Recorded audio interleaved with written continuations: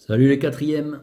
Alors, je vais m'attaquer au domaine 2. On est dans la ceinture verte. Objectif 1, travailler avec des taux, des augmentations ou des diminutions en pourcent. En fait, on est sur les pourcentages là.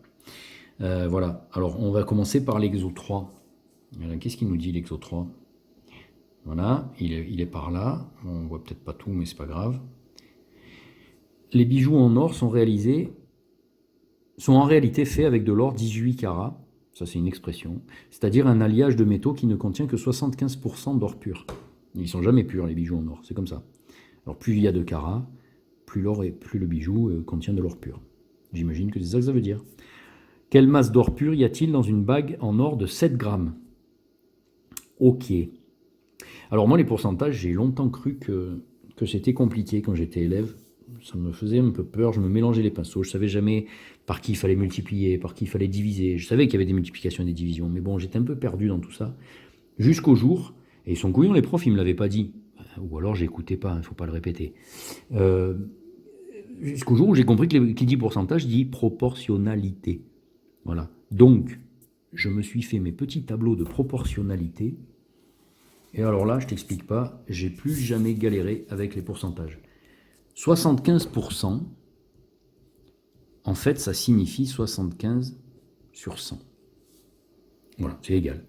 Il faut faire gaffe, pourcent, c'est une unité qui est particulière, elle influence, elle change la valeur du nombre. 75%, c'est 0,75 en fait, en vérité. 75 cm, ça reste 75 cm. 75%, c'est égal à 0,75. Donc il faut faire super gaffe à l'usage, aux endroits où on écrit l'unité pourcent. Bien. Et bien moi, ça veut dire que si j'avais une bague de 100 grammes, j'aurais 75 grammes d'or pur avec un bijou 18 carats. Et on me dit, une bague en or de 7 grammes, ça c'est sa masse totale, c'est pas la masse de l'or. Donc vous avez remarqué, sur une même ligne, j'ai mis la masse totale, c'est-à-dire des nombres qui sont dans la même catégorie, et en haut, j'ai mis la masse de l'or qui correspond. D'accord? J'aurais dû inverser les deux lignes en vérité, parce que la masse d'or dépend de la masse totale, mais ici on s'en moque complètement, parce qu'on va utiliser la règle de 3, donc quel que soit l'ordre des lignes, on aurait même pu les mettre en colonne, c'est pas grave. Le tout c'est que les nombres soient placés de façon cohérente dans un mini tableau de proportionnalité. Et maintenant, on connaît tous la règle de 3. Je sais que c'est le produit de la diagonale connue divisé par la troisième valeur. Donc je sais maintenant que c'est bien, je dois diviser par 100 et je dois multiplier 7 par 75. Voilà. Alors, c'est pareil que de multiplier 7 par 3 et de diviser le résultat par 4. Hein.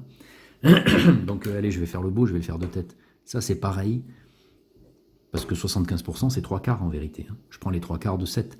3 fois 7, 21. Et divisé par 4, on a appris à le faire dans différents ateliers. Ouais, les gars. Donc, je prends la moitié de 21, ça fait 10,5. Et je prends la moitié de 10,5, ça fait 5,25. Donc je peux conclure que une bague en or de 7 grammes contient en vérité 5,25 grammes d'or pur. Voilà, et la question suivante, pour fabriquer une alliance en or 18 carats de 4 grammes, de quelle masse d'or pur a-t-on besoin? Alors attends, j'essaie de ne pas me mélanger les pinceaux. On est toujours avec cette histoire de 75%. Le tout, c'est que je place le 4. Ça, c'était la question 1, là, c'est la question 2. Il faut juste que je place le 4 au bon endroit. Hein. Alors, qu'est-ce qu'on me dit? De quelle masse d'or pur a-t-on besoin pour fabriquer une alliance en or de 4 grammes? Oui, bon, bah, ça va, c'est clair. J'ai besoin de quelle masse d'or pur pour fabriquer 4 grammes? Et donc, c'est le même principe. 75 fois 4 sur 100, c'est-à-dire 3 fois 4 sur 4. Et là, je ne vais même pas calculer 3 fois 4. Je ne suis pas teubé quand même. Je vois bien que multiplier par 4 et diviser par 4, ça va dégager. Voilà. J'ai besoin de 3 grammes d'or pur pour fabriquer une alliance de 4 grammes 18 carats. Allez, rendez-vous à l'exo 5.